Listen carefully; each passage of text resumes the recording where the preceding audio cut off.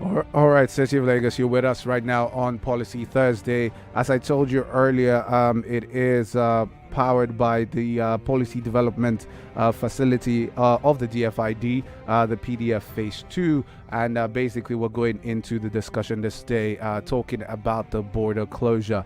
I have with me as a guest on the show today. He's the lead consultant, 3T Impex Trade Academy, Mr. Bamidele Ayemigbo. Did I get it? Ayemigbo. Yeah. Okay, please come closer to the microphone. I can hardly hear you. All right. Ayemigbo. That's where's that from? State. Ondo State. Okay, yeah, it's one of those not very straight Yoruba. Yeah, in deep Yoruba, Ijile Yoruba kind of. Yeah. All right, so welcome to the show. City of Lagos, you do know this is not news anymore that we've closed the border, and there's so many dimensions to the discussion around the border closure. About 2 months ago, the Nigerian government announced the closure of the country's land borders to all goods, according to the country's Comptroller General of the Customs Service, Amid Ali. This was done to stem the influx of smuggled goods, especially rice and tomatoes, into the country. The border closure is an economic aberration, as most countries don't usually close their borders for trade-related reasons. They do so, as in the case of Sudan, Rwanda, Eritrea, and Kenya, when there is a security issue. There's also sometimes they do this during a disease epidemic, such as the Ebola, that had potential to spread across countries and borders. But we have done it as concerns trade, and of course, there has been there was some. Yeah, I'm going to go into that later. But there was talk about the fact that even China, somebody said even China closed their borders. We'll be talking about that later. But let me start, Bamidele. What are your thoughts? I guess a lot of people have evolved over the number of weeks since the border closure has happened. You know, let's start at where you were immediately when because it was a partial closure. What were your thoughts immediately the border was closed? And then we'll come to, and then what is your impression about it now? Because I mean, you would have had time to, sit down, look at the pros and cons, hear what is coming out from the government. You look at the numbers.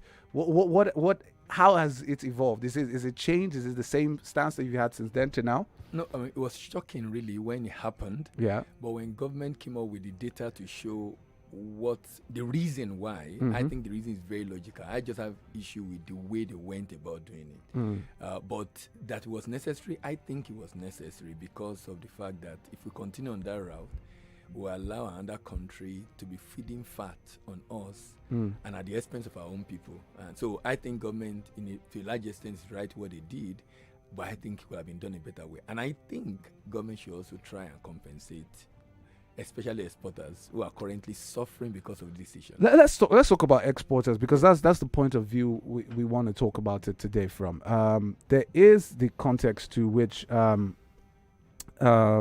exporters have a situation whereby many of them have been either exporters and importers have been stuck at the borders.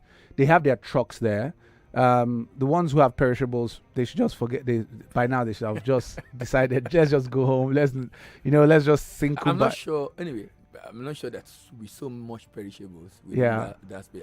I think more of manufactured goods. Manufactured goods. Most of the shipment Nigeria do to West Africa and North Africa are mainly manufactured goods. Let's talk about that, because people are not talking about the exports. Everybody's just thinking about the imports. Of course, because we are mainly import dependent. Yeah. We should be. That's what I'm talking about. The fact that we should compensate the exporters. Yeah. Because these are people who are creating job in Nigeria. Importer are not really creating job as such. Yeah. Exporter are creting job in Nigeria, and some of them have inventory sitting in their warehouses. Not being able to go to West They Africa. have loans with bank they need to pay. They have salary to Basic. pay. They have salary to pay. I was in Kano we had a PDF program in Kano, I think around September, and a number of them complained bitterly. A member of the chamber complained bitterly about the Sorry about that. okay. Yeah, you can continue. All right. So, I mean, they were complaining bitterly about the challenges they were facing. They were facing challenges of inventory sitting in their warehouses, the fact that they are not able to move the goods out. And this is a concern, really. And I think the government really should do something about it, because it's like, in my opinion, it's like we are solving a problem on one hand and we are creating another problem on the other hand. So it's like 2-3 steps forward and 10 steps backward. That's the way I'm seeing it. So I think government, that's why I was talking about the fact that there will be need for them to be compensated. I have the case of a company who got some millions of dollars into Nigeria as export proceed in advance, but are unable to ship the goods. Mm-hmm. So, and they already spend the money. They need to find a way to probably return the money. And so many other people like that have those kind of issue among the exporters. So I think government really, really need to compensate them. Okay. But maybe people don't know that there's a, what do you call it? People don't really know the kind of products that are supposed to be exported. Okay. They don't know that we're exporting things like FMCG goods. Yes. Manufactured goods. Yeah. So please give some examples, because I think people don't know. Nigerian textiles, Nigerian fertilizer, Nigerian cement from Dangote, noodles. Yeah. A number of fast-moving consumer goods are leaving Nigeria. Fashion, clothing. A lot of fast-moving goods are leaving Nigeria to West Africa. CO2, slippers, rubber products. Quite a number of products leaving Nigeria to West Africa. About 12% of Nigerian export is going to Africa. Wow. 12%, about 5 of them going to West Africa and the 7 going to the remaining part of Africa. But it's also important for us to know that, because I was at a program yesterday and a lady raised this issue, and I said, look, these are political issues and government are taking a stand and the business must continue. So I was telling her that, look, why don't you consider C? Because when we talk about border, like we are talking about China, China closure was different from ours. We didn't close border in the sense of China. We only close land border. So sea is still open. Air is still open. So we're still doing export. Yeah. We're still doing import. Yeah. We're still doing export and import. Only that the 12% that we do by by land rather, is likely affected right now. Yeah. Because of this border closure. So I mean, so it's good we put things past. And I was telling him that, why don't you consider sea? And he said, it's a bit more expensive, and I can understand, because typically many people go by road. But by the way, how does anybody expect somebody to go by sea? You're just going to Cotonou here, but then you're going to go through this a week. You will be there in a week, in 3-4 days in a week. But you can be there in a day. So now you've been away 3 weeks, 4 weeks. Yeah, you've been stuck there. Exactly. You have to find a way. Well, you have to find a way. Well. I mean, and decided to be till January. So you just must find the way. Something is because as it is, I mean, everybody's affected. So we have to find a way. You can't sit down lying low. We need to find, just like when we had that gridlock also in Apapa, going to Apapa, it was extended to Western Avenue. People had to be moving goods by waterways. Yes, waterways. Because of the gridlock. Because of the gridlock. So I mean, you have to find a way, because else the business will have to close. Of course, naturally, and you know, you just don't want that kind of a situation to happen, because at the end of the day, what you're trying to do is to keep your own business running, and well, Nigeria has its objectives, but your business too cannot die. Now, how do we now? Because I don't think we're factoring exporters. Yeah. Because all we're looking at, and somebody gave me an analogy this morning, and it killed me. And he said that it's just like you live in a house. Yeah. And your house has a sort of passageway into the next street, right? Yeah. So you've told your gate man, make sure that people do not pass this house into the next street. You know, keep people from passing. And then you guys decide that, we found a beautiful idea. Let's lock the gates, lock ourselves inside, lock people for coming outside, so nobody is passing here. And then we come out to say, we've been able to successfully stop people from passing here as a thoroughfare into the next street. But you've locked yourself inside also. I don't quite agree completely, because that will assume that we close every border. We didn't close every border. 12%. 12% is significant. Of course, I'm not disputing it. I'm only saying that we should put it in perspective, because people are thinking closing border is 12%. So 12% means Nigerian export last year was about 60 billion. Yeah. So that's about 12% of $60 billion. Let's quickly do the math. No, honestly, that is at least about 7 billion. Yeah. I'm not. My math is not very great, but it's about 7 billion. No, I'm not disputing the fact that it is significant. I'm only saying that we didn't lock ourselves in completely. I'm an exporter. I'm feeling the pain. It's not good for Exactly, us. and that's why we brought you here. Yes, that's why we brought you here to come and explain. So tell me how you feeling the pinch? Is it hurting? It's hurting because let me tell you why it's hurting. I did a shipment to Cote d'Ivoire early this year, and I did it by air, and it was very expensive. It was a trial shipment, and now the guy I was working with say, okay, look, can we begin to do by road? Aha. So I can't do by road now. Yes. Yes. I can't do by road now. I need to wait for that to happen. I can't do by road, and it's not significant enough to go by ship. So I will say, I use a container. Yeah. But I have to go. I have to wait. Woo. So I have to wait. Yes, I have to wait. Isn't this hurting your bottom line though? I mean, it's like when you're doing business, you also consider the fact that some challenges happen. There's nothing you can do about it. You keep clamoring and appealing to the government To be able to get it right. to do something. That's why I said Yeah, they compensation. need to I think compensate they're them. doing what they needed to do, but find a way to, because people have orders, valid orders that could have happened at this time. Which They of have- course is part of GDP because exactly. I mean, yeah. Exactly. So that's what I think. So that's why I said I didn't like the way the government went about it, but I think it was a necessary step. And considering the fact that Africans signed the African Continental Free Trade Agreement. Plus there's an ECOWAS treaty. Yeah, no. The ECOWAS Treaty is the basis for them locking. They Yeah. said, according to ECOWAS Treaty, this country is supposed to escort the container down to Nigerian border. Don't only take taxes, not tariff, on these containers and ensure it's not open. So we do the inspection, we collect the duty and allow it in. And if it's something we don't want, we destroy it. But you are collecting the duty, collecting the taxes, allowing them to even offload it there and move it through bush part into Nigeria. I think that is Is unfair. that one of? Please That's- explain that part again because this is new information to me. I didn't get this part. So there's a treaty on transit of goods. Okay. For example, Niger import and it passed through Nigeria to Niger. Yeah. So in ECOWAS, that's allowed. So you can import through Benin Republic and it comes to Nigeria. There's nothing wrong with that. Yeah. Only that you can take some of your taxes for passing through your country. Uh-huh. But the duty on that goods should be taken by the destination country. Aha. So, but in this case now, you are taking the duty, but we are the ones. Taking the goods. Yes. So the good come here, But we are without the taking duty. Exactly. So that's Now, revenue loss. To make you another painful thing is the foreign exchange to pay for that goods is coming out of Nigeria, but someone else is enjoying the benefit of the duty. So I mean, for me, it's just unfair. on Which Nigeria. finally makes sense. What Comptroller General Of course, some will Hamid say. Ali was talking about Yeah, the fact yeah, that revenue yeah. has increased. Yes, exactly. Because a lot of people now are shipping by sea. People are forced. All the people moving now, all the people using that. It's so bad that foreigners are even doing it. Okay. So now it's coming by sea. So they said they're making about 5 billion naira per day. That's why I said they should compensate the exporters since they're making more money. City of Lagos is like he's trying to convert me. I don't know. I'm still fighting the conversion here.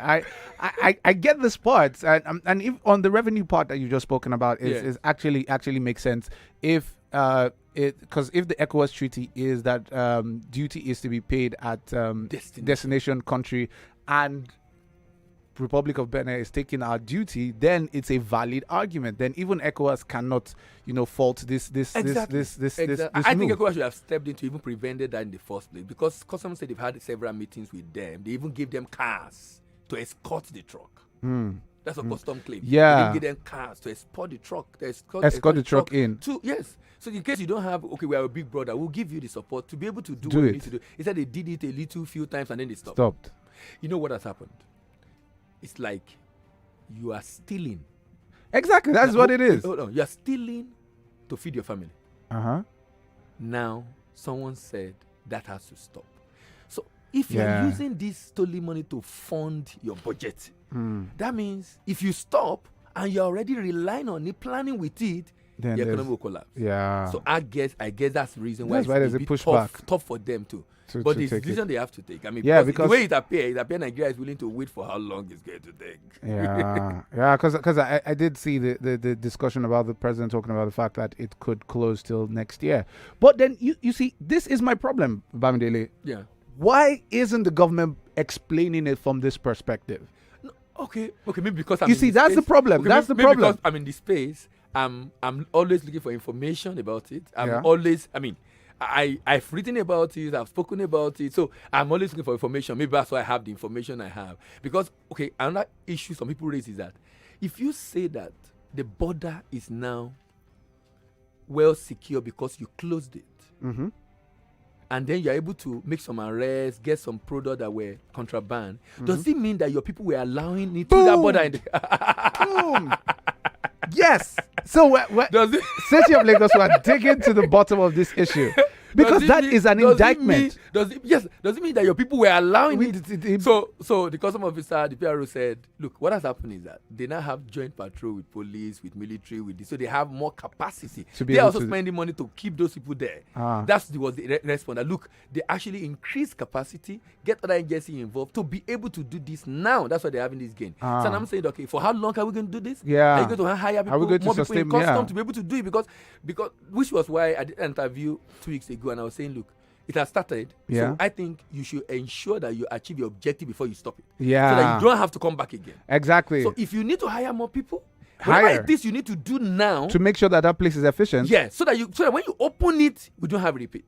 And like I said, that it's happening now before AFCFTA. You know, we are aware of the AFCFTA. Yeah. The African Continental Free Trade Agreement has been signed. President was the last to sign around July. July, yeah. Now, signing means that trade is not going to just be free with West Africa. It's going to be free with every country in Africa. At least 54 for now. Will it be is it on the basis of the ECOWAS treaty? Same destination? Similar. Okay. Similar. So what will now happen is, why I like that, I'm happy that government took this decision now is, if it had happened when trading start around July, August next year, it will be too difficult to do because there'll be a mass. But there is an issue that I think, okay, for example, this kind of issue under the new agreement, there is something on dispute resolution mechanism out of the protocol under the African Continental Free Trade Agreement. Now, maybe that might have helped Nigeria to be able to use that to resolve the issue. But under ETLS, I'm not sure that exists. Yeah. So maybe that was also the reason why ECOWAS have not come out strong to be able to do what they needed to do. I don't know. I mean, I feel they should have been able to, because everybody is paying some tax. If you import in Nigeria, you pay some taxes to ECOWAS. Yeah. So not the federal government, to ECOWAS. So at the end of the day, I expect that if this is resolved and then trading start next under African Continental Free Trade Agreement, we won't be having this kind of issue, and it will help us to be able to, because that for me is going to be a game changer for trade in Africa, and we really need to be planning and prepared for it. City of Lagos, I'm still trying to stay on my side. I don't want to leave where I am.